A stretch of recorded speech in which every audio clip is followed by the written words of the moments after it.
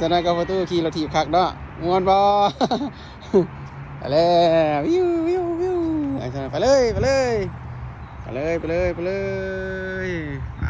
ไปคักเท่เว้ยขี่รถถีบประตูกับหลาน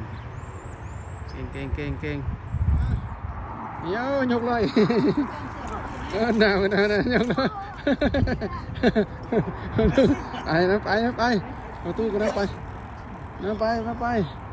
ขี่ไปเลยโอ้น่าเบิ่งรถเด้อไปเลยไปสองคนพวกเจ้ามาแล้วเพราะสาราขี้พูดยกลอยยกอีกเก่งนะประตูก็ยกน้ำหวานประตูอะไรยกโอ้มาดูปื๊ดเนาะเอาบอลลี่